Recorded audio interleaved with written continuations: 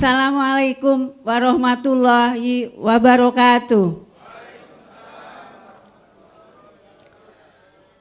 Kalau saya bilang selamat pagi, jawabnya pagi, pagi, pagi. Kalau saya bilang GSM dan Hasanah Tur, jawabnya apa? Bersiap? Oke, ya. Terus yang terakhir, jemaah haji mabrur, mabruroh, sorga insya Allah, ya. Baik, kita mulai. Selamat pagi. GSM dan Hasanah Tur.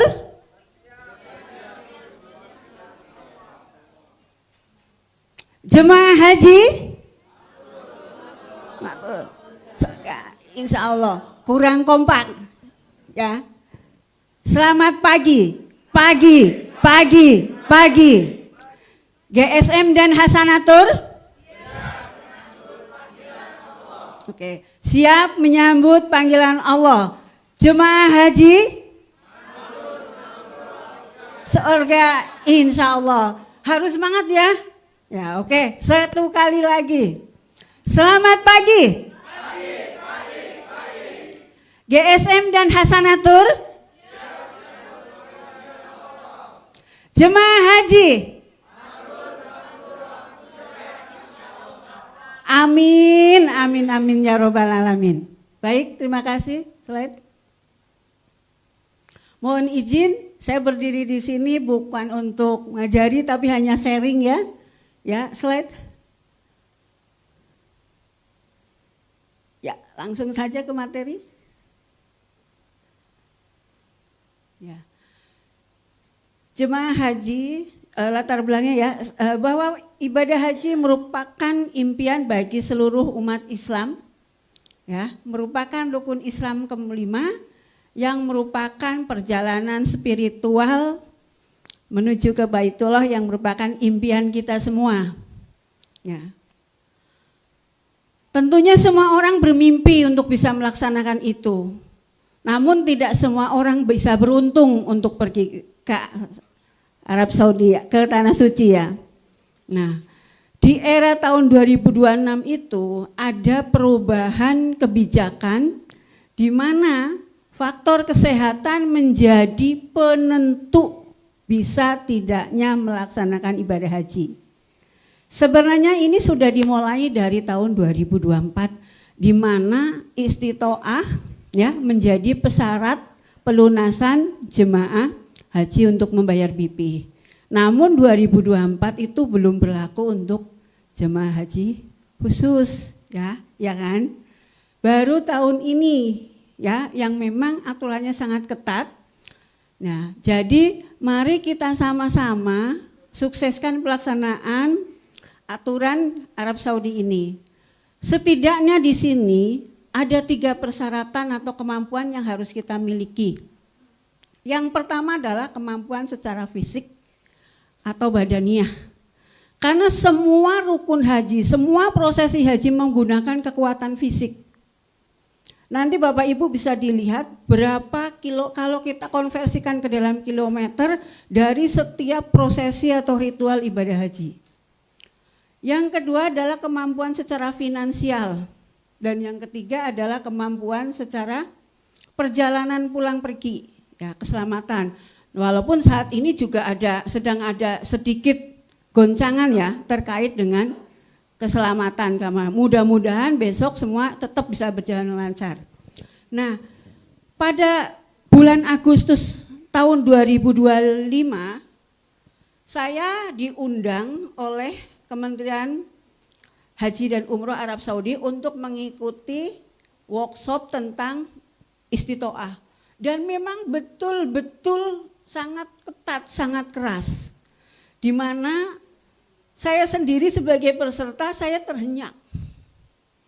Di situ dijelaskan dengan lantang bahwa Indonesia merupakan penyumbang nomor 1 angka kesakitan dan kematian di Arab Saudi. Dan Arab Saudi juga dijewer oleh WHO karena tingginya angka kematian. Jadi pada bulan Agustus itu mereka datang ke sini mengundang para stakeholder yang terkait, dan saya beruntung menjadi anak bawang yang dilibatkan di dalam acara kegiatan tersebut.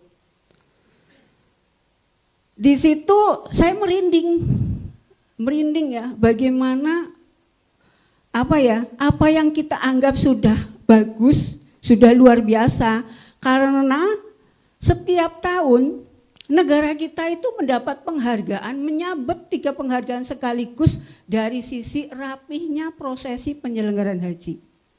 Namun ternyata masih menyisakan PR yang cukup membuat sesek, yaitu bahwa kita adalah penyumbang kesakitan dan kematian tertinggi.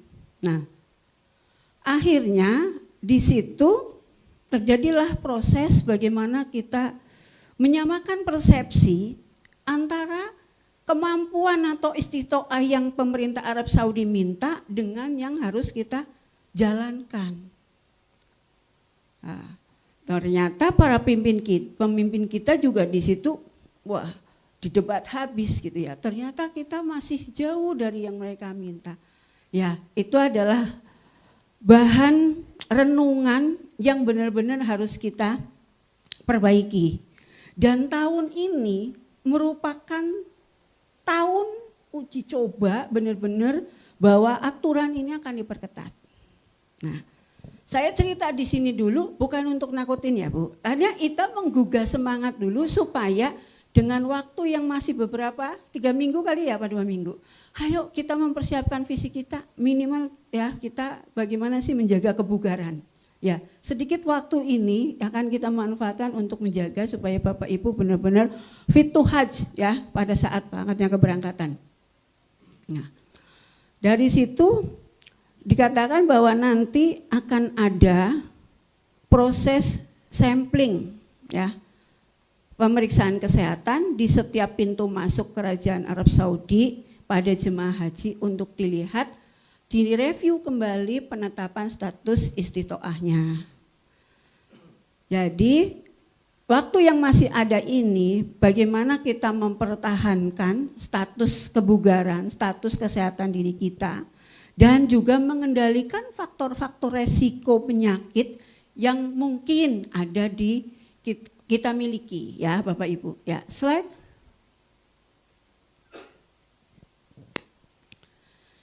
Ini adalah kuota jemaah haji kita, udah beberapa tahun jumlahnya 221.000, sepertinya tahun ini tidak ada kuota penambahan. Dan Bapak Ibu jemaah haji khusus ya, kuotanya 8%, sekitar 17.680. Dan hasil MCU, jemaah haji khusus yang kami terima di Rumah Sakit UIN, alhamdulillah semuanya istitoah dan istitoah dengan pendampingan. Tidak ada yang tidak istitoah. Ya, entah itu dari mana aja, tapi termasuk salah satu adalah jemaah yang ada dari sini. Ayo tepuk tangan untuk kita bersemua. Ya. Oke, slide. Ini adalah beberapa dasar atau regulasi penyelenggaraan ibadah haji. Ya, pertama Undang-Undang Nomor 14 tahun 2025 tentang penyelenggaraan haji dan umroh. Ini merupakan revisi dari Undang-Undang Haji Nomor 8. Kemudian juga beserta turunannya dan seterusnya. Yang terakhir itu adalah tentang KMK, tentang standar pemeriksaan kesehatan haji, dan itu juga sudah dikuatkan dengan adanya surat edaran Sekjen. Ini hanya sekedar untuk kita tahu aja. Yuk slide. Ini adalah arah kebijakan penyelenggaraan haji tahun 1446 bahwa Indonesia dan Arab Saudi sudah sepakat untuk memperketat standar istitoah kesehatan haji untuk penyelenggaraan haji tahun 2026.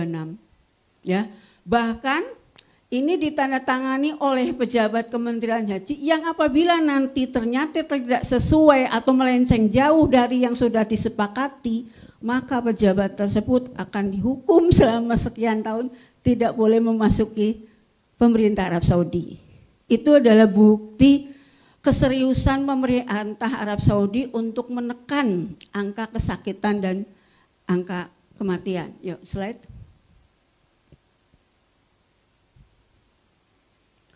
Ini teguran dari Arab Saudi. Dan besok di tahun 2026 itu ada 11 penyakit yang tidak diperkenankan untuk masuk ke kerajaan Arab Saudi. Slide.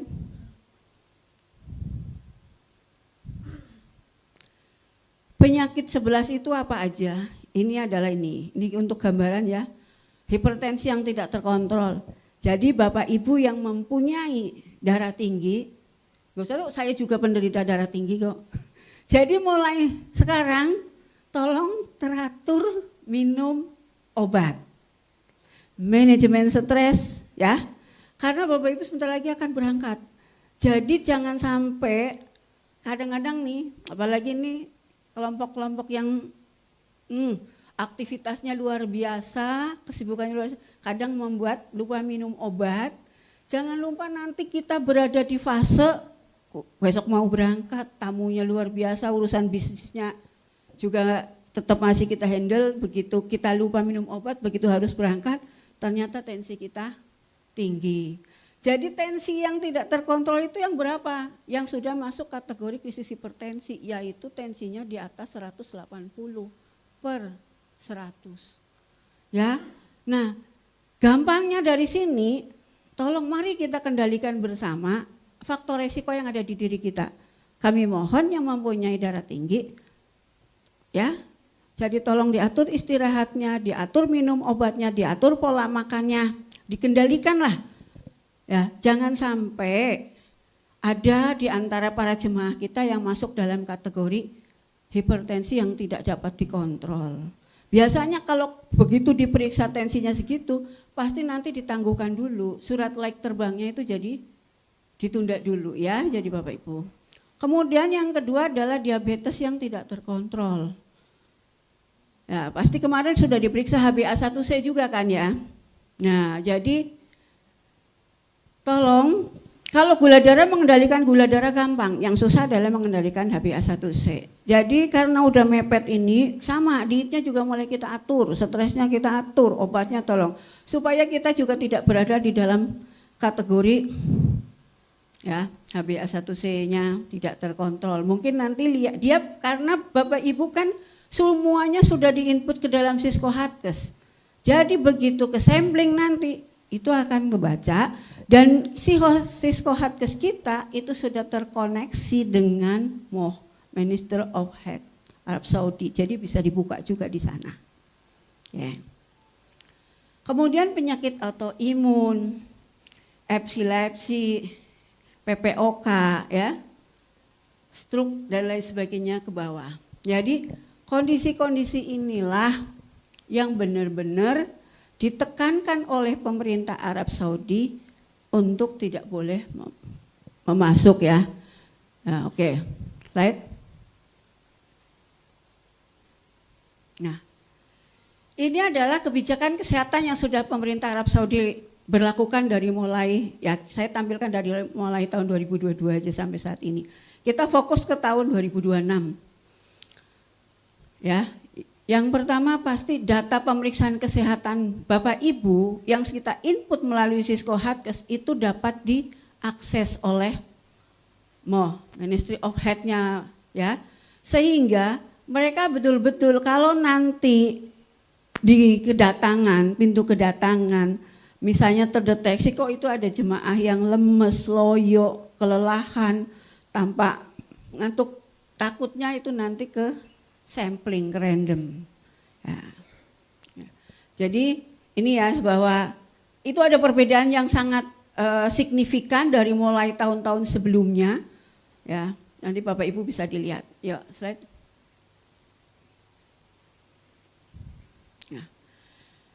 Ini adalah gambaran angka kematian pada jemaah haji kita, di mana yang paling tinggi tahun 2023. Tahun 2025 alhamdulillah terjadi penurunan. Namun ternyata tahun 2005 itu juga menyisakan problematika kesehatan yang cukup memprihatinkan karena kemarin itu banyaknya syarikah, ada juga kebijakan bahwa kita itu tidak boleh membuka KKHI ya, kantor kesehatan, klinik-klinik. Kemarin kan kita ngumpet-ngumpet ya, mungkin termasuk juga di haji khusus ya. Nah sehingga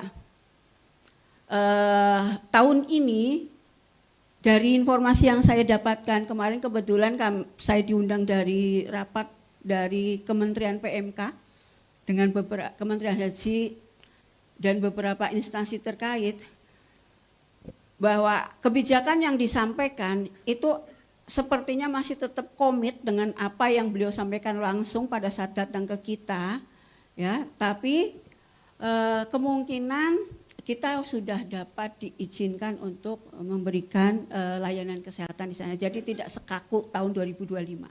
Ya, slide. Nah, ini adalah timeline pemeriksaan yang sudah Bapak Ibu jalanin ya. Ya, jadi sebentar lagi pada tanggal 21 bulan April ya, kita akan segera memasuki masa operasional haji, masa embarkasi ya. Oke, slide.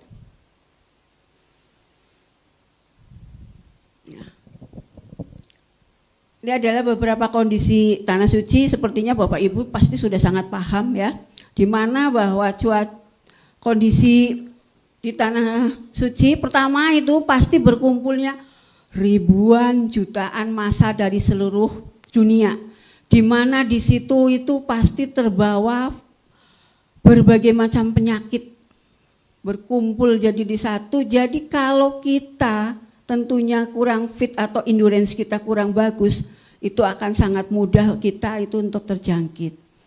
Ditambah perjalanan, persiapan yang cukup panjang yang sangat melelahkan itu juga menjadi salah satu faktor pencetus ya. Kemudian aktivitas fisik yang berlebihan, yang tinggi, cuaca yang ekstrim, dan lingkungan sosial budaya yang juga berbeda dengan kita. Itu adalah gambaran yang memang harus kita siasati strategi sehingga kita mampu sekian hari beradaptasi ya di tanah suci. Slide.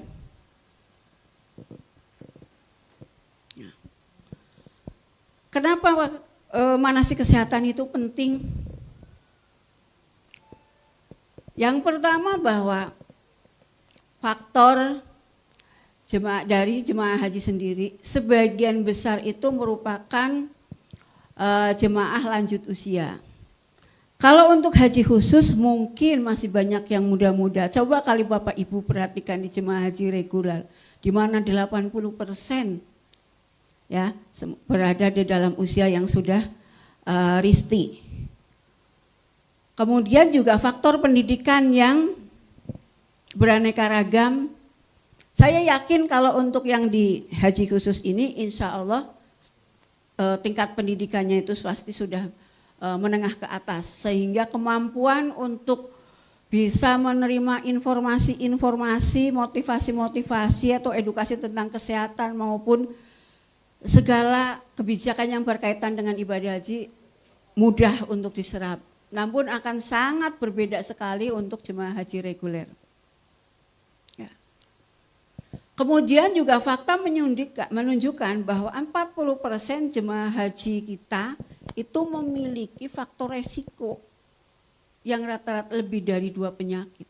Nah, tentunya ini juga menjadi PR tersendiri yang harus kita perhatikan dan kita harus tata laksana ya. Ya, slide. Nah. Tujuan penyelenggaraan kesehatan haji itu Bapak Ibu bisa perhatikan, ada 5. Ya. Yang pertama adalah mencapai kondisi istitoah kesehatan jemaah haji. Ya, jadi untuk mencapai kondisi istitoah kesehatan haji caranya seperti apa? Idealnya begitu kita mendaftar haji itu sudah diawali dengan pemeriksaan kesehatan. Setelah itu dilakukan pembinaan kesehatan. Ya. Pembinaan kesehatan, pembinaan masa tunggu. Kalau di kami mempunyai kelas pembinaan masa tunggu. Ada 3, pembinaan masa tunggu jangka pendek, jangka menengah, dan jangka panjang. Jangka pendek itu untuk 3 bulan, jadi kita kawal, kita berikan tata laksana, faktor-faktor risiko yang dimiliki. 3 bulan nanti akan kita evaluasi. Kalau kita ambil yang jangka menengah itu waktunya 6 bulan dan untuk jangka panjang lebih dari 1 tahun. Itu betul kita lakukan pembinaan tidak hanya faktor penyakitnya saja, termasuk memperhatikan juga faktor spiritualnya juga kita masukkan. Kalau mungkin Bapak Ibu kalau misalnya kita berobat datang ke dokter, ke rumah sakit, kalau rumah sakit yang umum atau rumah sakit yang tidak punya muatan khusus tentang kesehatan haji, mungkin ditanya adalah, Pak, Bu, sakitnya apa? Betul nggak? Ya, sakitnya apa? Tapi kalau orang yang mempunyai layanan unggulan kesehatan haji dari umroh, sudah tahu kalau yang akan datang itu pasti ini orang yang sudah minat untuk mempersiapkan haji. Pak, Bu, kira-kira berangkatnya kapan? Pertanyaannya adalah dulu, berangkatnya kapan? Terus pemahaman apa yang sudah Ibu ketahui dari sisi spiritual, dari sisi kesehatan, kemudian baru tanyanya ke sakit. Kalau kita bertanya dulu sakit, kayaknya selama ini kan kalau ke rumah sakit, ke dokter pasti kenapa sih itu dulu gitu. Jadi kita membuat perbedaan bahwa ini orang sehat yang akan pergi berhaji. Kita persiapkan dia supaya dia datang ke kami bukan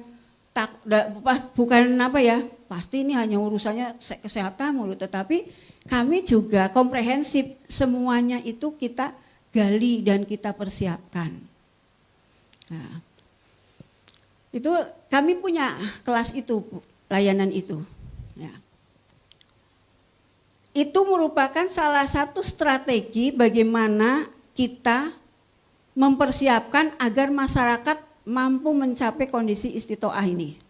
Kemudian yang kedua adalah mengandalkan faktor-faktor resiko kesehatan. Kalau di situ udah tercapai, kemudian kita udah tahu berarti saya ada faktor-faktor risiko, misalnya saya ada darah tinggi, saya keluarga ada ini gitu. Jadi di situ kita tidak nakut-nakutin, tapi kita justru mengendalikan, jadikan bahwa sakit hipertensi, sakit DM itu adalah pewarna hidup kita yang akan mereminder supaya kita tidak macam-macam, tidak over ya melakukan sesuatu. Jadi dalam mengelola makan juga kita kendalikan, dalam mengelola stres juga kita kendalikan ini. Jadi kita kendalikan faktor-faktor risiko ya. Kemudian yang 3 adalah menjaga agar jemaah haji dalam kondisi sehat di Indonesia, di perjalanan di Arab Saudi sampai kembali ke tanah suci, sampai kembali ke tanah air ya. Yang keempat, mencegah terjadinya transmisi penyakit menular yang mungkin terbawa. Makanya pada fase ini biasanya setelah pulang 14 hari atau 21 minggu biasanya dimonitor oleh tenaga kesehatan, baik itu puskesmas ataupun rumah sakit. Apabila bertemu dengan keluhan seperti ini, biasanya suruh kontak atau komunikasi menghubungi petugas kesehatan. Karena di sini tidak menutup kemungkinan penyakit-penyakit yang ada di Arab Saudi itu terbawa ke sini. Apakah ini banyak? Banyak, Bu. Saya bekerja di rumah sakit haji yang setiap tahun terlibat di dalam proses penyelenggaraan haji dari mulai persiapan sampai dengan udah bubar. Udah haji nih udah bubar nih, panitia udah dibubarkan. Saya masih kerja. Masih ada jemaah haji pasca operasional yang tertinggal di Arab Saudi yang harus kami terima. Termasuk tahun ini saya juga terima titipan jemaah haji khusus. Yang waktu itu sakit tertinggal di Arab Saudi, dia dibawa ke sini dan itu dibawa pemerintah tetap mengawal proses pemulangan itu ya. Tapi sifatnya tidak membentuk kepanitiaan, hanya instansi terkait. Kemudian setelah tiba di Jakarta akan dilakukan pemeriksaan kesehatan oleh BPKK, kemudian akan dikirim ke kami. Kami menerima dari seluruh Indonesia. Dan hampir setiap tahun, kebetulan saya selalu menjadi PIC dari tahun 2017 untuk kepulangan jemaah-jemaah haji sakit pasca operasional. Sampai ngawal keliling Indonesia. Ya, walaupun tidak semuanya salah, tapi minimal pasti saya ada terlibat di dalam proses pemulangan ke daerah. Tahun kemarin ada 1 jemaah haji khusus. Mudah-mudahan tahun besok tidak ada, sehat semua ya. Kemudian yang kelima adalah memaksimalkan peran serta masyarakat dalam penyelenggaraan kesehatan haji. Nah, nih bahwa untuk melaksanakan, menciptakan, mengkondisikan supaya kesehatan haji itu optimal, itu nggak bisa hanya tanggung jawab itu di pemerintah ataupun di tenaga kesehatan. Nggak bisa. Segitu banyaknya jemaah haji kita, problematikanya juga luar biasa. Itu nggak bisa kalau itu menjadi tanggung jawab kami aja, termasuk PIHK ini juga nggak bisa. Tentunya butuh peran serta dari Bapak Ibu semua. Bapak Ibu semua juga harus awareness terhadap kesehatan diri kita. Ya. Jadi artinya bahwa tujuan penyelenggaraan haji Bapak Ibu juga turut andil di yang kelima ini. Oke, slide. Ya, slide. Langsung ke yang berikutnya. Nah, ini adalah gambaran atau kegiatan haji yang akan Bapak Ibu temui. Di situ muncul angka durasi waktu dan durasi jarak. Jadi bisa dibayangkan kalau tadi tawaf aja berapa tadi? 2,8 ya? Nah, 1,4 ya? 1,4 ya? Kemudian yang sa'i 2,8. Kita kadang jalan cuma dari rumah ke depan aja udah males banget kan, rasanya capek banget. Kita kan agak semangat aja kalau jalan, kalau di mall. Bapak sama, Ibu sama? Nah, kita besok akan ketemu yang namanya seperti ini, semuanya harus jalan. Mungkin nanti Bapak Ibu beruntung dapat hotel yang ada di serambinya Masjid Nabawi atau Masjidil Haram. Tapi semua prosesi ibadah haji yang lainnya itu punya Bapak Ibu nggak didiskon juga, jaraknya sama. Ya, jadi artinya kondisi fisik kita harus kita latih. Semuanya menggunakan kekuatan fisik, terutama adalah kekuatan kaki. Ya. Jadi Bapak Ibu bisa bayangkan semuanya itu dari tawaf berapa kilometer, 1,4 sa'i, 2,1 jamarot di sekitar 7 kilometer. Belum lagi jarak ini. Walaupun Bapak Ibu yakin besok ada kekhususan. Ya, namun tetap walaupun khusus juga akan banyak menggunakan kekuatan fisik. Betul nggak Pak? Ya. Jadi tetap dari saat ini harus mulai dikondisikan badan kita ya untuk melakukan latihan-latihan itu. Ya, slide. Ya. Ini adalah rencana perjalanan haji tahun 2026, di mana kita akan mulai start jemaah, walaupun ini jemaah haji khusus, saya bicara secara keseluruhan ya, bahwa kita mulai tanggal 21 April itu jemaah sudah mulai masuk asrama. Di asrama proses apa yang akan dijalanin, atau mungkin nanti Bapak Ibu langsung ketemu di Soekarno-Hatta atau mungkin dikumpulkan di hotel yang ada di dekat bandara. Proses apa yang akan Bapak Ibu jalani? Pemeriksaan kesehatan tahap 3. Pemeriksaan kesehatan tahap 3 itu untuk mendapatkan apa Pak, Bu? Surat keterangan layak terbang. Kalau saya kan sudah lulus, udah istitoah. Berarti saya pasti dapat. Belum tentu. Nah, nanti di situ akan dilakukan pemeriksaan yang akan diharmonisasikan juga dengan aturan kesehatan penerbangan.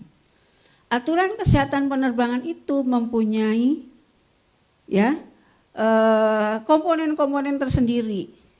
Jadi nanti kalau misalnya ada faktor-faktor resiko yang takutnya mengganggu penerbangan karena penerbangan durasinya lama, itu biasanya takutnya juga harus dilakukan review atau dilengkapi pemeriksaannya.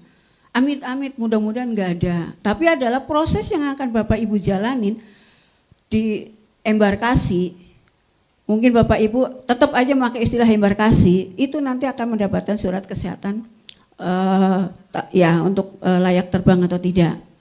Nah, dari sini mungkin beberapa contoh ya poin-poin yang paling sering dijumpai seseorang itu jadi agak terhambat proses layak terbangnya. Pengen tahu nggak? Oke. Yang pertama yang paling tinggi biasanya adalah anemi, HB, kurang darah. Aturan penerbangan seseorang itu boleh terbang kalau HB-nya berapa? Di atas 8,5.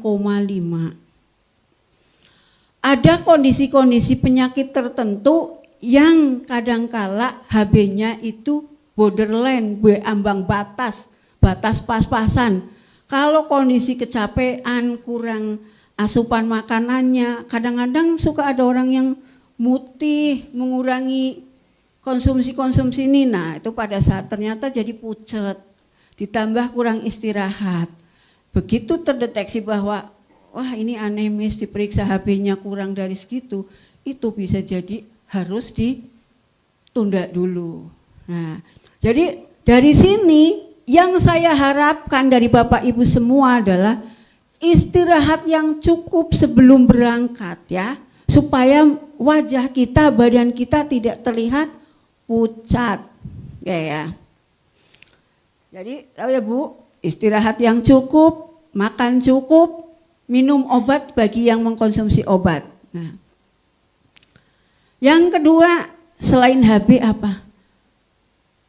Hipertensi. Jangan sampai ketemu dalam kategori krisis hipertensi. Tensinya berapa tadi? Oke. Ya, jadi udah tahu. Jadi tolong itu dikendalikan. Nah, yang berikutnya ya. Orang yang mungkin ada kencing manis juga karena capek, nggak memperhatikan makan, terus dia ngedrop, lemes. Nah, biasanya itu sangat, kalau nggak tinggi ya rendah. Terus dia nah, jadi itu yang paling banyak, walaupun banyak juga faktor lain. Misalnya, kok batuk-batuk, kok batuknya nggak seperti biasa, curiga gitu. Walaupun kemarin itu sudah istitoah, kita itu bisa juga terpapar dengan penyakit apa aja. Misalnya penyakit TB paru. TB paru itu sangat jelas, Arab Saudi itu tidak mengizinkan seseorang masuk ke pemerintah Arab Saudi kalau hasil TCM-nya positif. Waktu membuat pedoman ini, penanggulangan pelacakan dan penanggulangan TB paru pada jemaah haji, kebetulan saya diundang oleh Kementerian Kesehatan untuk penyusunan itu. Di situ Global Fund datang betul-betul, nggak boleh ini harus ini, karena Arab Saudi sebenarnya negara yang sudah bebas TB. Dia baru ada jangkitan penyakit TB karena prosesi ibadah haji, ya. Jadi besok tolong dikendalikan juga, mudah-mudahan Bapak Ibu semuanya. Oke, kemudian 22 mulai start dan keberangkatan terakhir dan nanti Bapak Ibu bisa dilihat sendiri di situ rencana perjalanan di poin-poin pentingnya. Ya, slide. Nah, sekarang sebelum berangkat apa yang harus kita siapkan? Pertama tadi ya, sudah lakukan pemeriksaan kesehatan. Jadi Bapak Ibu tadi kemarin itu sudah MCU, sudah vaksin, sudah latihan ya pemeriksaan kesehatan. Nah, sudah diinput, sudah dapat surat berita acara penetapan istitoah. Nanti dapat lagi surat layak terbang. Nah, kemudian Bapak Ibu harus latihan fisik, banyak jalan, ya banyak jalan. Kemudian juga harus PHBS, perilaku hidup bersih dan sehat, pola gizi seimbang dan vaksinasi. Ya, slide.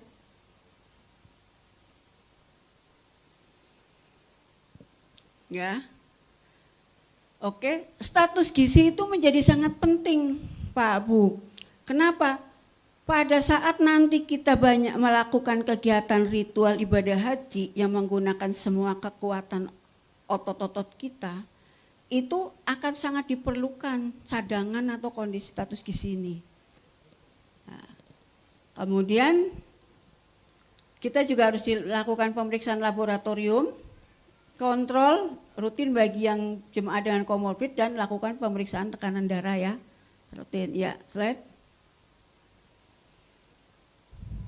Nah, ini ada BBTT, baik, benar, terukur dan teratur. Olahraga dianjurkan minimal 30 menit menggunakan peralatan olahraga yang sesuai. Dilakukan secara bertahap mulai pemanasan 5-10 menit. Tapi yang paling sering adalah sebenarnya tuh cukup dengan jalan kaki. Ya, karena kita juga melatih di bagian sini namanya plavus ya. Jadi supaya kekuatan tumpuk kaki kita itu menjadi kuat ya. Jadi jalan kaki dibiasakan. Bapak Ibu kalau mau menilai badan kita bagus atau tidak, secara gampangnya kita jalan start dari selama 6 menit. 6 menit ini kita mampu melakukan berapa langkah. Itu nanti ada rumus yang bisa dimasukkan. Jadi kita tahu tingkat kebugaran kita. Nah, kalau kita mampu dalam waktu 6 menit jalan lebih dari misalnya 500 meter, masih masuk kategori. Ya, jadi mulai latih di start saat ini, mulai besok nih misalnya hari Minggu saya latihan berapa menit sih? Oh, nanti 2 hari lagi saya ukur tambah enggak sampai dengan ini ya. Insya Allah nanti kita akan terbiasa. Ya, slide.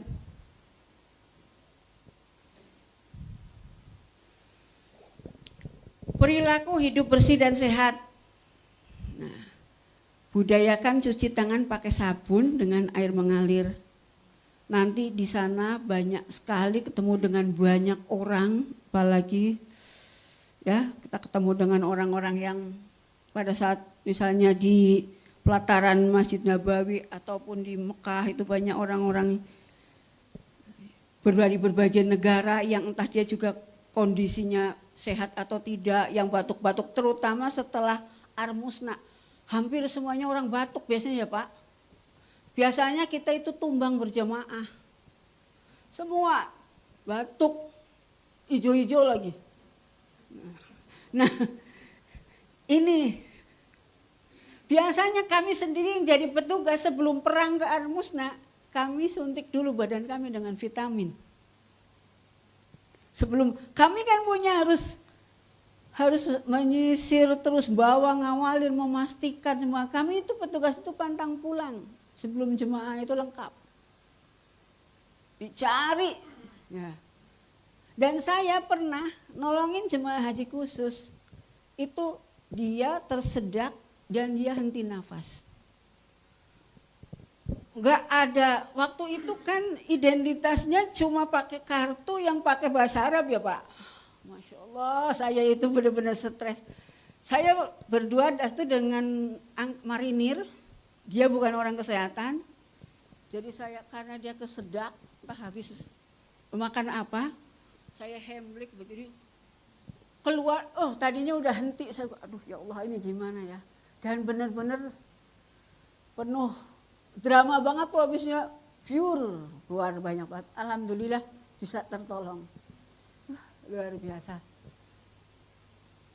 Mungkin pengalaman nolong haji khusus itu yang pertama itu. Yang kedua justru jemaah haji dari Malaysia. Dan saya sendiri ya Pak, saya pernah ditangkap tahun 2019 karena nolongin jemaah haji Turki. Saya nggak ngerti kalau di Arab itu nggak boleh nolongin negara lain. Lah orang jatuh nggak sadarin diri, masa diem aja? Ya saya tolongin. Lah kok saya malah jadi dibawa ke kantor. Saya ditebus, bisa keluar itu. Ya Allah, saya tuh takut. Ya gimana ya, itu pengalaman saya tahun 2019 itu saya tugas haji. Dan saya udah langsung ketemu dengan masalah saya kena tangkap askar. Karena saya nolong. Saya dari orang Turki sangat sempat, saya pasti udah kalau suka kan dilus kepalanya sama dicium ya. Saya dianggap ini, tapi saya setelah itu saya harus berapa jam saya itu harus ditahan di situ. Beberapa jam dan setelah dinegosiasi kebetulan oleh tenaga musiman yang dia pinter berkomunikasi, sama ada jaminan kepastian ya. Akhirnya saya dilepas. Dan saya habis itu, saya nggak mau sembarang nolong, ternyata nolong itu salah. Lah orang tiba-tiba gak sadarkan diri coba. Ya. Kemudian kita, saya sadar kalau berhenti merokok itu susah ya Pak. Wong suami saya juga ahli hisab. Orang kesehatan ahli hisab lagi. Jadi saya kalau bicara ini saya nggak mau ngomong macam-macam karena saya juga gagal. Ya. Tapi saya boleh berpesan, tolong kalau merokok itu jauh dari orang-orang yang tidak merokok. Kemudian jangan lupa besok jangan bawa rokok kebanyakan. Ya. Jangan nanti di sana bisnis lagi karena di sini kan kelompok orang bisnis kan. Kemarin tahun jemaah haji reguler, saya sampai nggak habis pikir. Pernah dengar nggak kemarin yang jemaah haji 8 atau 9 orang reguler yang ditangkap karena di kopernya penuh rokok? Itu ketemu saya, itu saya periksa, itu bagian dari jemaah itu. Ya memang tampang orang udah sepuh lah, orang kampung. Ya nggak kepikiran, ternyata memang betul dia bukan bawa. Bukan. Jadi tas itu suruh dikumpulin ke KBIHU-nya. Tas-tasnya dikumpulin. Ternyata ya kebetulan yang dilalahnya itu oknum ya. Nakal. Jadi rombongan itu pengen sembari bisnis karena dia bawaannya nggak banyak, maka itu dimasukin. Nah, ya ternyata benar kan sering. Jadi besok bapak-bapak bagi yang merokok jangan bawa rokok banyak-banyak. Ya cukup kejadian kemarin, kan malu juga kita. Biasakan juga buang pada tempatnya. Jangan nanti ya lihat orang-orang Bangladesh ya, kan main cerot aja, main buang aja tuh. Banyak banget nanti di belakang. Kita jangan begitu. Ya, biar Indonesia itu terkenal jemaahnya tertib-tertib. Di satu sisi saya seneng. Jadi kalau kata askar itu ya, yang di roda, saya suka jemaah Indonesia. Orang Turki juga suka. Kecil-kecil, jalannya lincah, tertib. 2019 selama 2,5 bulan saya jaga di Raudhoh. Gimana saya nggak dapat kenikmatan yang luar biasa? Nggak semua orang beruntung loh. Jaga di Raudhoh terus di dalam, nggak kena panasan itu saya. Lah kan saya entah apa saya kok terpilih menjadi orang yang jaga di situ ya. Jadi saya mainnya ya main nama para ya kan mursida kalau mereka sebut ya, petugas-petugas itu. Sama orang-orang Turki itu beruntung banget.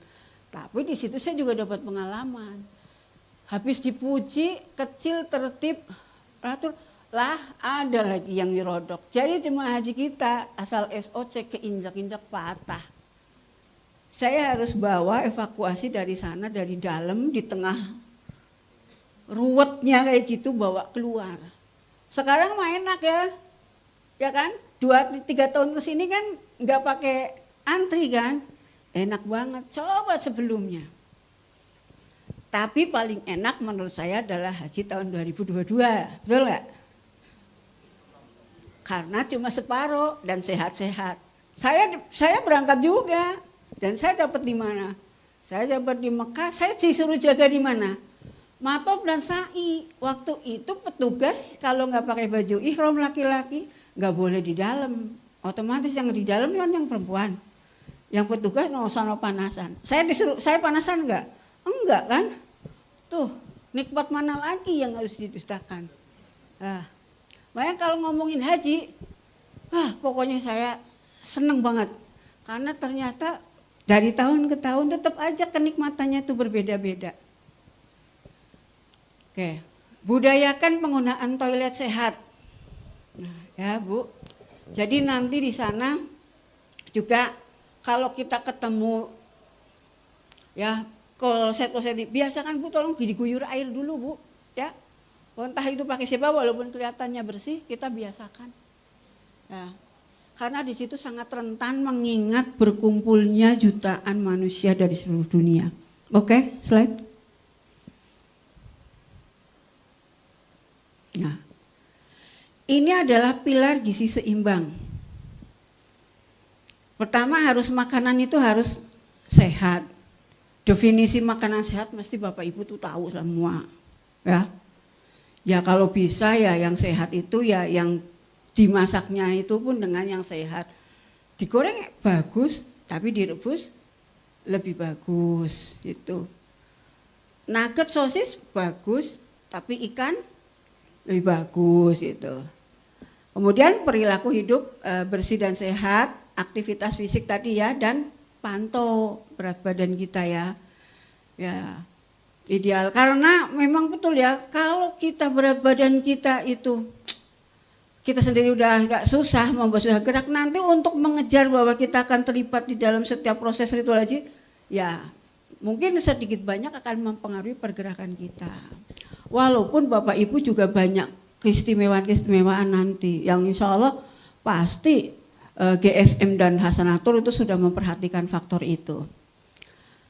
Tapi sebagus-bagusnya yang namanya jemaah haji, mungkin itu udah itulah bedanya bahwa semua orang itu berhak merasakan nikmatnya jemaah haji. Jadi nikmatnya jemaah haji nggak cuma untuk orang kaya.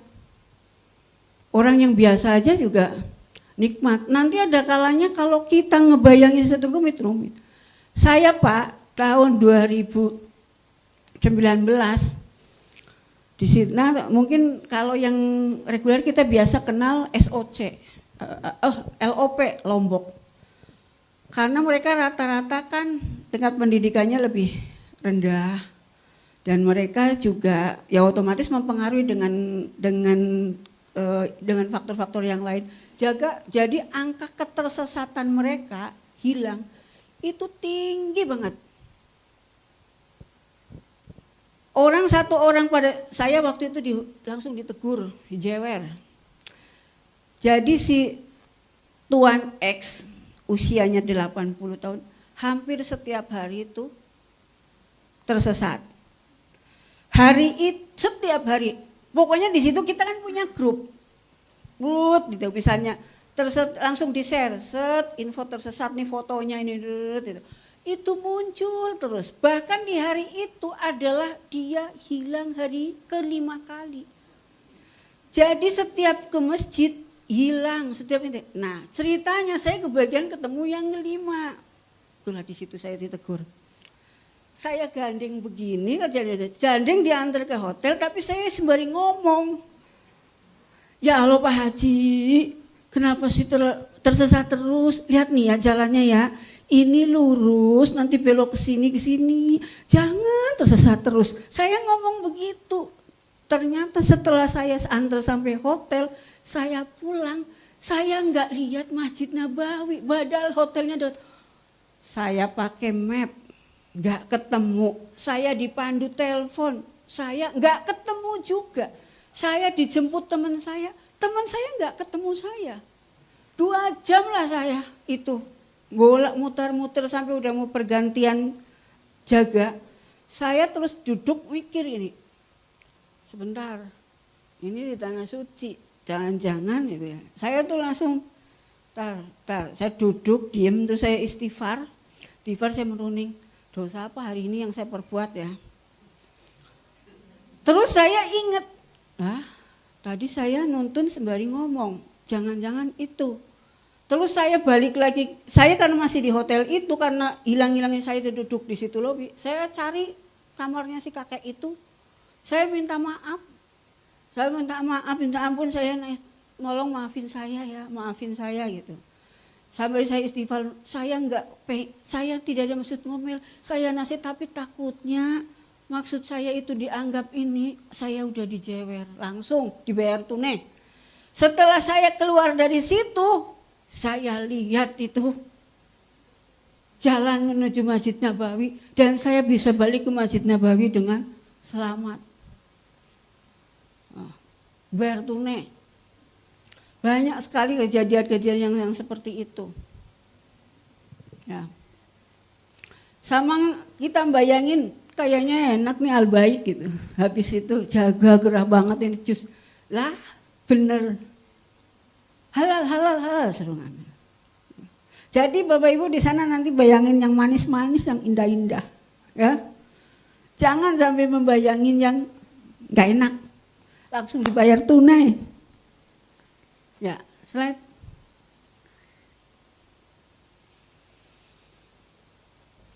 Ini adalah 10 pesan tentang gizi seimbang.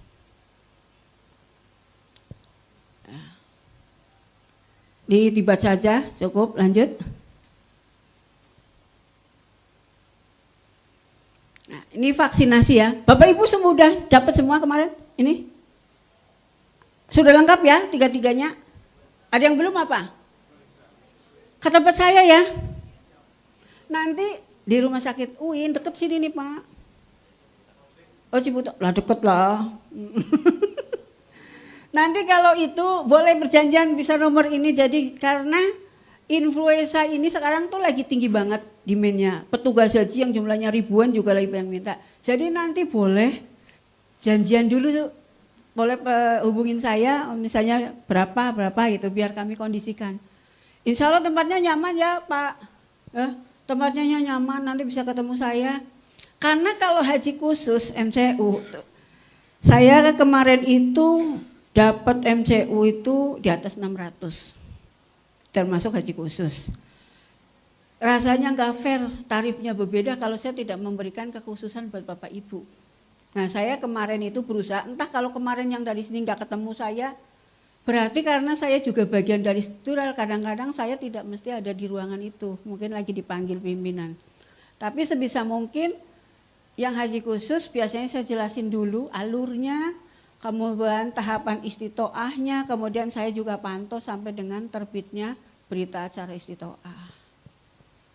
Ya, itu saya berusaha untuk bawa tidak berusaha untuk membedakan, enggak, tapi artinya ya paling tidak ini loh gitu. Sama-sama sih yang mereka juga kalau butuh layanan kita layani dengan baik semuanya. Ya. Jadi kalau misalnya haji khusus ini mau vaksin juga paling tidak ya, ayo saya kondisikan vaksinnya dipastikan tuh ada, jangan sampai udah jauh-jauh pas habis karena rebutan, ya. Jadi karena saat ini demand-nya lagi tinggi, kalau Bapak Ibu sudah menghubungi jadi bisa kami kondisikan ketersediaan vaksin. Vaksin influenza, vaksin meningitis itu jelas wajib ya, wajib Bapak Ibu itu sudah dapat. Kalau yang tidak bisa divaksin, biasanya ada surat keterangan. Ini bisa semua ya? Nah, alhamdulillah. Nah untuk vaksin influenzanya dan pneumonia sangat dianjurkan. Kalau bisa Pak yang 4 strain. Jadi misalnya kita ketemu, kok di sana murah ya, kok di sini segini nih segini. Tanya berapa strain, ada 2 strain, 3 strain, 4 strain. Yang paling bagus itu 4 strain. Minimal dalam masa aktif pelindungan influenza kita bebas flu. Dan kalaupun misalnya kita nanti di sana kena flu, itu flu-nya insya Allah nggak sampai berat banget. Saya ngerasain betul manfaat dari vaksin influenza ini. Yang terakhir mungkin adalah pasien COVID, kita kemarin kan sudah pernah ya. Jadi 3 ini, satu lagi polio masih diwajibkan. Semuanya udah ya. Kemarin sebenarnya waktu rapat di PMK, Kementerian itu PMK, itu negara kita sudah berusaha untuk nego bahwa kita itu juga udah bebas polio, namun pemerintah Arab Saudi belum bersedia untuk mencabut, jadi tetap harus menjadi satu persyaratan. Ya, slide. Ya, lanjut. Nah, ini ya Bapak Ibu, ini keberangkatan ya, embarkasi. Pasti tidak menutup kemungkinan walaupun haji khusus misalnya yang dari luar Jakarta, perjalanannya itu mungkin sudah dari tingkat tempat tinggalnya sampai dengan keberangkatan itu juga sudah waktu yang panjang, dan biasanya masa tinggalnya itu pendek untuk memenuhi itu, dan harus ini ya memenuhi syarat kesehatan penerbangan. Resikonya apa di sini? Biasanya pasti kelelahan. Kedua, bagi yang memiliki penyakit-penyakit kronik seperti asma, tidak menutup kemungkinan bisa kambuh ya. Dampaknya pasti ya jadi bisa aja jadi tertunda atau terlambatnya juga surat ketetapan layak terbang. Nah, ini adalah faktor untuk mencegah. Pertama, wali waktu safarnya kalau bisa diatur, jangan mendekati waktu keberangkatan. Tamunya juga kalau udah jam sekian, ya tolong nih Pak Subur, mana Pak Subur? Wah, Pak masih sibuk banget ya? Alhamdulillah sibuk apa alhamdulillah udah bisa berkurang? Bu, nanti diikat sedikit ya Bu, iya biar nggak terlalu banyak lepas. Ya, kalau ya Pak sehat ya, deh. Nanti saya perhatiin loh Pak Subur. Nanti saya ikutin juga sampai dengan baliknya ke sini datanya. Dan saya biasanya jemaah-jemaah yang dapat itu saya ikutin dari berangkat sampai pulang. Dan saya punya rapotnya. Ya, dari jemaah haji reguler, jemaah haji khusus. Kalau yang berhubungan dengan kami biasanya kami ikutin rapotnya. Itu juga untuk jadi bahan evaluasi perbaikan pelayanan kita. Istirahat cukup selama dalam perjalanan dan selama di embarkasi ya. Dan jangan lupa bahwa obat-obat rutin yang dikonsumsi ini jangan di tas ya, dikonsumsi tasnya tas yang di kabin ya, jadi enggak begitu butuh itu harus ngambil lagi ke sana. Nah, obat-obat yang dibawa itu kalau haji khusus ditulis nggak Pak? Kalau obat-obat yang dibawa jemaah haji khusus dilaporkan juga ya, sama seperti haji reguler. Oke, kalau haji reguler pasti terdokumentasi dan dilaporkan. Kemudian bagi jemaah-jemaah yang memiliki faktor risiko berada dalam kondisi risti, jangan lupa untuk minum obat dan pantau. Petugas kesehatan kloter ini siapa? Mana Pak dokternya? Ada enggak? Bu dokter mana? Oke Bu dokter, ya. Pemantauan ketat jemaah haji paling risti, dan bila ada keluhan hubungi petugas kesehatan ya untuk kunjungin KKHI atau klinik. Ya, slide. Ini di pesawat. Perjalanan bisa memakan waktu 10 sampai 11 jam. Biasanya juga mulai timbul keluhan akibat penerbangan. Contohnya apa? Keluhan akibat penerbangan. Contohnya bagi orang yang misalnya tadi HP-nya pas-pasan, mungkin nafasnya kurang nyaman, bisa aja jadi gangguan. Karena apa? Karena makin tinggi itu kan kadar oksigennya makin berkurang. Ingin juga kalau duduk terlalu lama kakinya, nah jadi nanti juga harus sekian ini digerak-gerakin apa berjalan sekitar situ. Nah, bisa juga terjadi eksaserbasi akut penyakit-penyakit kronis itu tadi ya.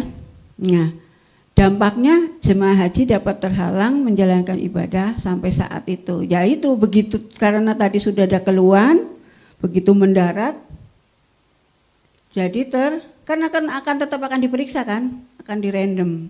Nah, jadi jangan sampai, mudah-mudahan ya semuanya lancar, nggak ada masalah ya. Jadi cara mencegahnya apa? Istirahat cukup selama dalam perjalanan, tidurin aja. Nggak usah ngerumpi dengan kanan kirinya, nggak usah mikirin bisnisnya. Udah, lupakan saja sekarang itu kita fokus ya. Minum air putih cukup, lakukan peregangan setiap 3 jam. Dan ingatkan untuk minum obat bagi jemaah yang rutin minum obat dan pemantauan ketat bagi jemaah yang paling risti. Ya. Slide. Nah, ini yang harus Bapak Ibu bawa.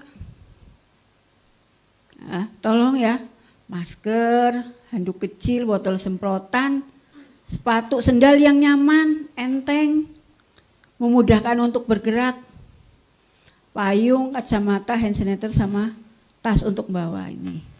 Kalau jemaah haji khusus juga dapat ya Pak, paket kesehatan nggak?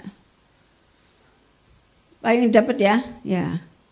Kalau reguler dari pemerintah dapat, biasanya dibagi pada saat di asrama. Ya, slide. Kemudian nih masuk ke begitu datang kita akan menjalani umroh wajib. Ya, pasti karakteristik dari prosesi tawaf berdesak-desakan, masanya banyak, jarak tempuhnya tadi kan bisa 1,6 sampai 2 kilo. Kemudian sa'i juga sama, tuh jaraknya kan 2,8, kata bulatin jadi 3 kilo. Resikonya apa? Kelelahan, eksaserbasi, transmisi penyakit, trauma fisik, terlepas dari rombongan hilang.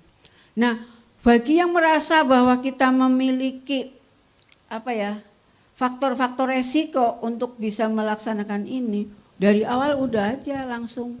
Kan ada yang di lantai 3 bisa ada dengan skuter. Ya. Atau misalnya putaran berapa istirahat dulu. Jadi jangan dipaksain. Ya, jangan dipaksain ngikut rombongan ini mau harus selesai.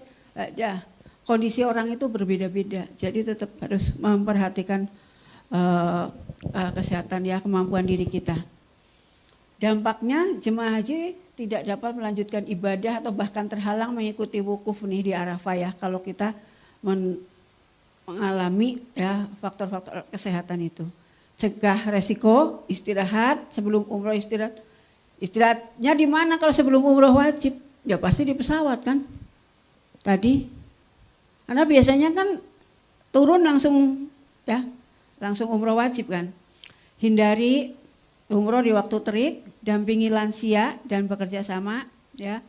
Memakai alat pelindung diri, istirahat sejenak. Jadi antara kegiatan ibadah satu dengan berikutnya kasih waktu istirahat ya sejenak badan kita ya untuk sampai dengan siap untuk melanjutkan kembali.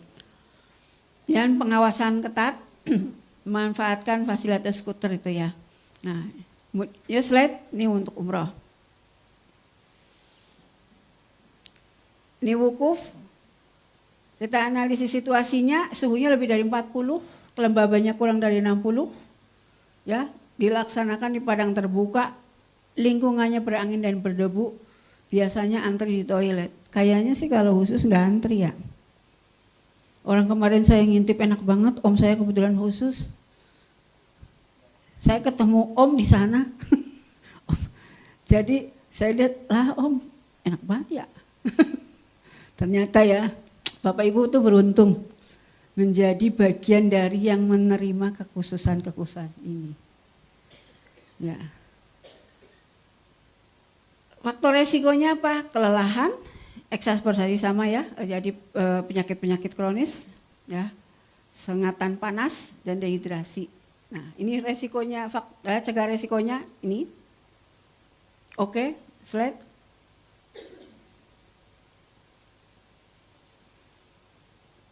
Mabit di Musdalifah. Ini gambaran analisa situasinya seperti ini, Bapak Ibu. Sama tetap ya. Faktor resiko kesehatan ya, yang muncul mungkin seperti itu, dampaknya seperti itu, dan ini juga faktor untuk pencegahan resikonya. Nanti Bapak Ibu bisa baca secara lebih detail ya, slide. Ini untuk melontar jumroh Aqobah, ini gambarannya. hampir sama ya. Yuk, saya biar harap nanti bisa diskusinya yang lebih lama. Yuk, slide. Ini juga bisa, Mak, slide. Nah, ini di Mekah.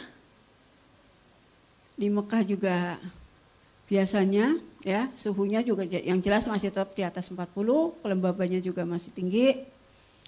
Sholat 5 waktu di Masjid Haram, umroh sunnah, ziarah semua ya. Bapak Ibu beruntung nanti insya Allah nggak terlalu jauh dari Masjidil Haram, ya bisa ditempuh ya. Faktor resiko tetap aja ya, kelelahan, eksaserbasi, trauma, dehidrasi, ya cegah nih faktor-faktor resikonya, ya oke. Lanjut ya. Ini di Madinah. Di Madinah itu orang akan fokus untuk, oh ya kalau khusus mungkin enggak sampai arba'in ya, sampai enggak biasanya? Enggak ya? Ya. Namun sekarang ini jauh lebih nyaman karena kita itu sudah lewat aplikasi, jadi untuk bisa ke Raudhah itu tidak terlalu berdesak-desakan. Walaupun durasinya udah diatur nggak begitu lama, tapi kita manfaatkan betul sehingga kita akan dapatlah manfaat keistimewaan untuk bisa sholat, berdoa ya, untuk berpuas-puas diri di situ ya, berkomunikasi dengan Allah di Raudhah nih. Namun begitu kadang-kadang ya nggak menutup kemungkinan juga kita masih begitu sudah akan keluar akan ada titik ketemu ya, takutnya berdesak-desakan. Jadi tolong ya Bapak Ibu benar-benar harus perhatikan ya, jangan sampai kita mengalami kendala-kendala kesehatan di setiap prosesi ritual ibadah. Ya, slide.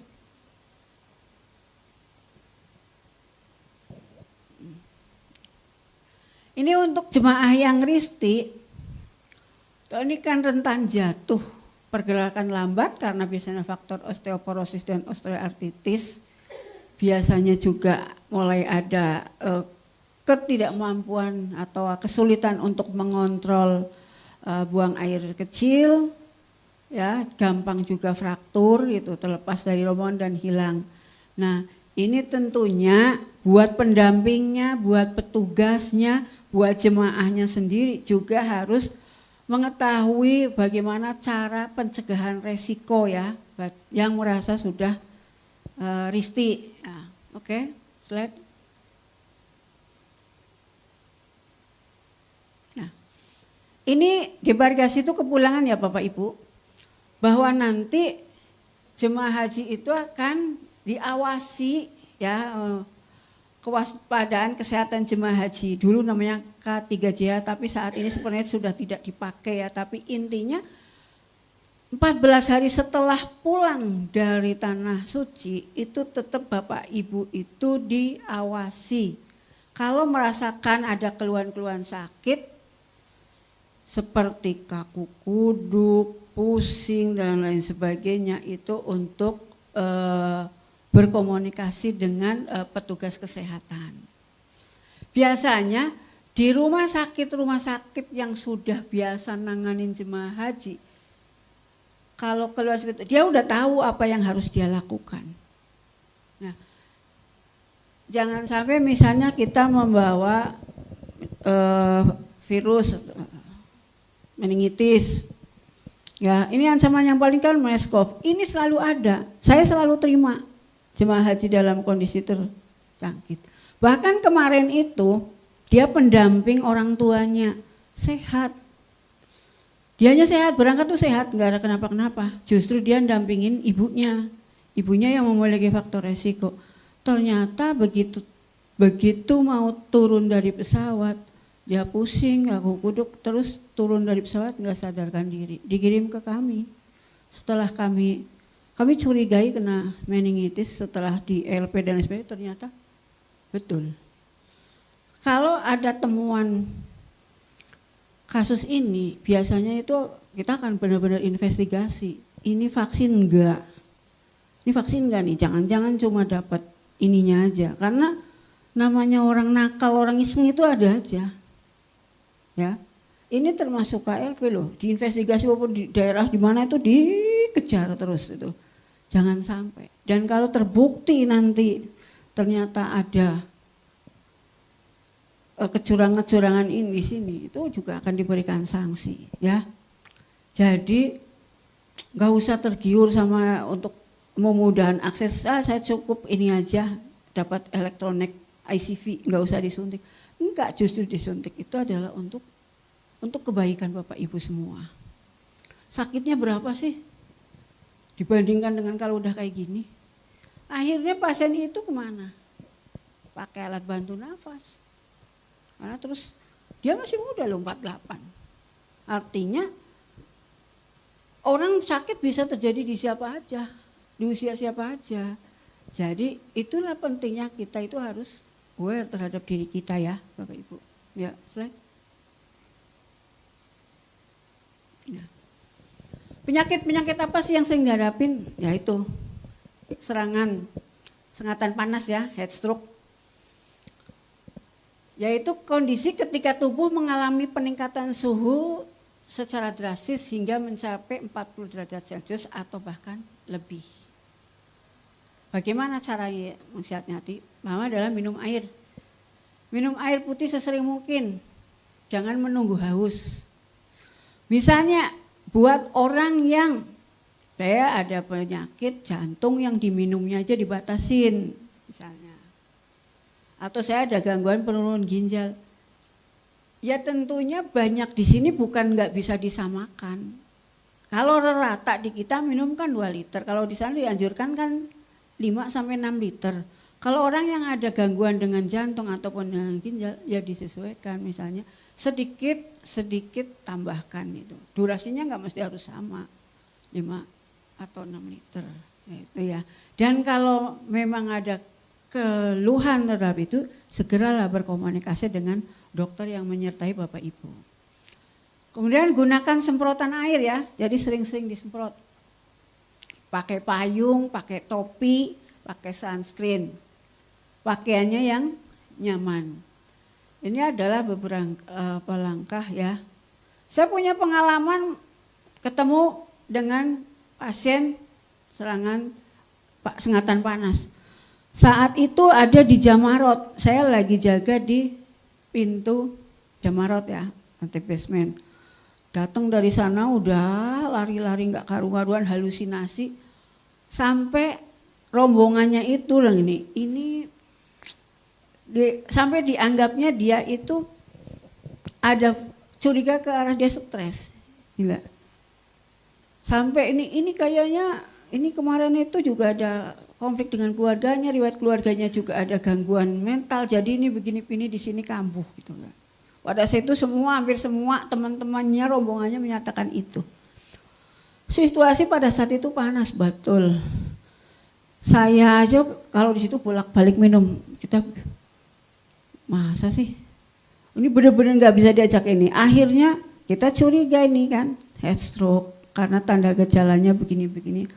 Kita semprot, kita air itu langsung pure diminum. Setelah 20 menitan dia sadar. Ya. Sampai saya ketemu sengatan panas itu pertama yang benar-benar orang itu jadi ngamuk, nggak karuan, nggak kooperatif. Itu ternyata sampai sebegitu ya kata dia. Jadi Bapak Ibu besok pada saat misalnya lempar masuk kita di Arafah, tolong perhatikan betul ya kebutuhan air itu. Jangan sampai kita ketemu dengan kondisi-kondisi yang seperti ini. Ya, lanjut. Nih, kaki lepuh. Kaki lepuh biasanya yang paling banyak di mana? Ditemukan di mana? Di Madinah. Di Mekah malah nggak begitu. Paling banyak itu kayaknya hampir setiap tahun tuh banyak banget di Madinah. Kadang-kadang Madinah kan justru malah lebih ya nyengat banget ya. Padahal kalau secara itu justru dia suhunya kadang lebih rendah dari kelembabannya yang ini. Tapi ternyata permasalahan yang paling sering ditemui adalah kaki lepuh, yaitu karena mereka kadang banyak berada di sekitaran masjid, nggak pulang, jalan-jalan, ya karena ngejar arba'in kan, takut ntar ketinggalan lagi itu segala macam waktu sholat, dan kadang dia lupa menggampangin, sendalnya nggak tahu kemana, nggak pakai sendal itu ya. Ini lepuhnya jangan bener-bener. Tadi saya tadinya mau masukin gambar loh, gambar-gambar langsung pengalaman itu bagaimana luka bakar itu terjadi karena sengatan. Tapi belum sempat waktunya nyiapin masukin gambar-gambar itu. Tuh Bapak Ibu bisa lihat ya ternyata cuma karena nggak sendalan aja kayak gitu ya. Ya, jadi inget ya sendal. Dan sendal itu nanti jangan juga yang berhayal atau membayangkan yang enggak ya. Karena saya juga kena, masa iya sih sendalnya hilang itu, taruh aja di situ, ternyata hilang beneran, dan sendalnya ditaruh di sini. Orang saya kan dapat hotelnya di Taibah kan depannya ya, di depan pintu 21 kan. Udahlah nggak apa-apa lah di sini aja. Ternyata betul ya. Dan walaupun sebentar saya jalan ngijut sana lari, ternyata saya luka bakar juga. Ya karena saya udah ngalamin, jadi saya nyampainya beneran ini, bukan cuma sedang membayangkan. Saya udah ngalamin, jadi besok juga jangan ngalangin sendalnya dibawa aja. Kalau mau masuk kan ada banyak titipan, kalau nggak mau ditaruh itu. Dan kalau kita sholat, tolong tas-tasnya itu jangan ditaruh di sembarangan. Saya ngejar tukang copet di Madinah itu berapa kali loh. Sampai asal dulu kan ada museum ya tahun 2000 ya kan, saya kejar sampai sono. Tapi ternyata lebih sedih lagi. Saudara kita yang nyopet. Ya Allah, jauh-jauh dari tanah air ke sana mau jadi tukang copet. Benar-benar tarik-tarikan begini. Nah, itu saya ngingetin. Nek, ini dompetnya tasnya di sini aja, nggak apa-apa, sini aja, nggak apa-apa. Bener kan? Lagi saya nggak sholat tuh, kejar sampai sono teman-teman saya, ketangkep, hebat kan? Saya udah pernah punya nangkep tukang copet tuh ya. Tapi kalau disuruh nangkep Tanah Abang kayaknya nggak bisa deh. Oke ya. Jadi tolong sendal itu selalu bawa, kacamata bawa, topi bawa, gitu ya. Oke, kan?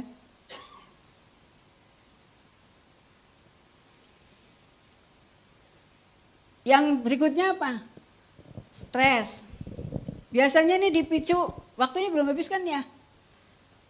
4 menit lagi, belum diskusi. Oke lah, ini stres ya. Biasanya dapat dipicu oleh berbagai faktor seperti lingkungan dan kondisi lainnya. Sebelum berangkat, saat ibadah. Nih, sehingga kita fokus aja. Persiapan fisik dan mental, menghindari berpikir negatif, hindari aktivitas yang berlebihan, berbagi itu membantu orang yang membutuhkan, memiliki teman untuk berbagi atau bercerita, dan konsultasi. Ya, slide, tinggal 4 menit, belum ditanya saya. Oh ya, alhamdulillah nih. Jadi intinya, ibadah haji adalah ibadah fisik yang membutuhkan kondisi kesehatan yang prima. Pertemuan siang hari ini yang hanya sedikit, mudah-mudahan itu bisa memberikan manfaat Bapak Ibu semua, bagaimana sih mengantisipasi strategi kita supaya benar-benar kesehatan kita terjaga sebelum, selama, sesudah ya ibadah haji dan seterusnya.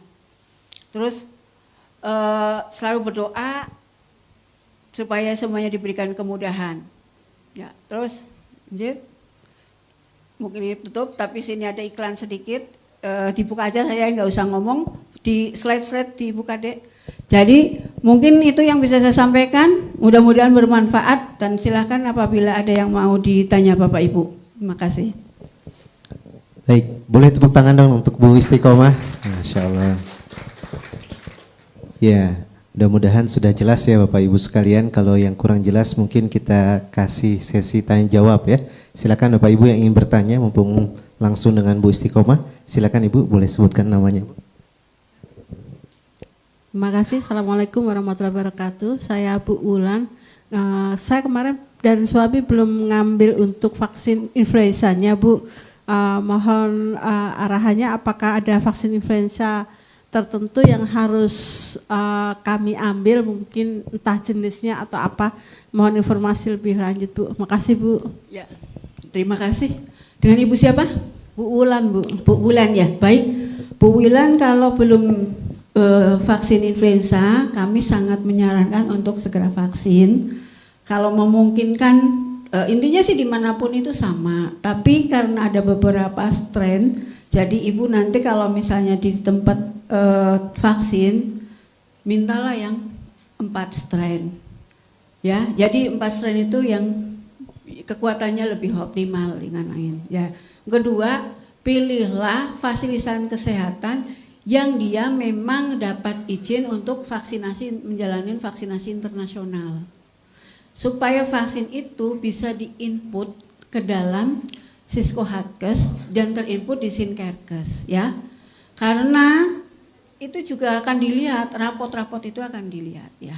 Kalau memang mau ke tempat kami, silakan hari Senin sampai dengan hari Sabtu. Pendaftaran dari jam 8 sampai jam 12. Kami layani sampai habis, ya. Nanti boleh, karena saat ini lagi itu tadi yang saya tinggi, sebaiknya memang menghubungi dulu mau tanggal berapa biar kami kondisikan, ya. Oke. Dan satu lagi mungkin sarannya tadi adalah vaksin pneumonia. Pneumonia, jadi kasus-kasus temuan bronkopneumonia di Arab Saudi juga cukup tinggi. Kalau kita juga memang ingin memiliki kekebalan terhadap pneumonia, silakan. Saya rasa kalau untuk masalah finansial ini di sini nggak akan pernah jadi masalah. Tapi kecuali saya bicara sama jemaah reguler, mungkin harus berini, insya Allah. Jadi pneumonia itu juga masih baru yang sangat dianjurkan dan itu sangat bagus, ya. Oke, ya silakan, ya Pak. Baik, kami beri kesempatan untuk satu penanya kembali. Silakan, terakhir ya. Silakan Pak. Assalamualaikum warahmatullahi wabarakatuh. Waalaikumsalam. Perkenalkan, saya Agung dari Sidoarjo. Untuk vaksin influenza ataupun pneumonia itu apakah harus di vaskes yang terhubung dengan Siskohat atau boleh di vaskes lain? Lalu untuk sertifikatnya kita kirim ke travel untuk didaftarkan ke Siskohat begitu. Terima kasih. Ya. Untuk vaksinasi yang memang sangat dianjurkan pada saat untuk masuk ke pemerintah Arab Saudi, sebaiknya dilaksanakan di pertama tadi ya, klinik yang memiliki izin sebagai vaskes pelaksana vaksinasi internasional. Di situ dia akan diinput ke dalam Sinkerkes dan insya Allah Sinkerkes itu sudah terintegrasi dengan Siskohatkes. Lebih bagusnya lagi kalau vaskes yang Bapak datengin adalah dua-duanya punya. Misalnya kayak tempat kami tuh dua-duanya punya. Tapi itu tidak menjadi harus kami enggak, kembali lagi cuma saran kami adalah Bapak datangi vaskes yang memiliki izin sebagai pelaksana vaksinasi internasional. Jadi nanti dia akan diinput ke dalam Sinkerkes, Bapak akan terdokumen, jadi elektronik ICV-nya dapat. Nanti kalau misalnya dibuka di Kerajaan Arab Saudi itu akan terlihat. Karena juga ini akan di random ya untuk kelengkapan vaksinasi ini. Vaksinasi internasional minimal itu. Ya, paham ya Pak? Jelas? Ya. Oke. Oke. Cukup ya. Mungkin itu aja Bapak Ibu yang bisa saya sampaikan. Terima kasih, mudah-mudahan apa yang saya sampaikan sedikit memberikan manfaat buat Bapak Ibu dan mohon maaf apabila ada tutur kata dan sikap saya yang kurang berkenan. Wabillahi taufiq wal hidayah. Wassalamualaikum warahmatullahi wabarakatuh.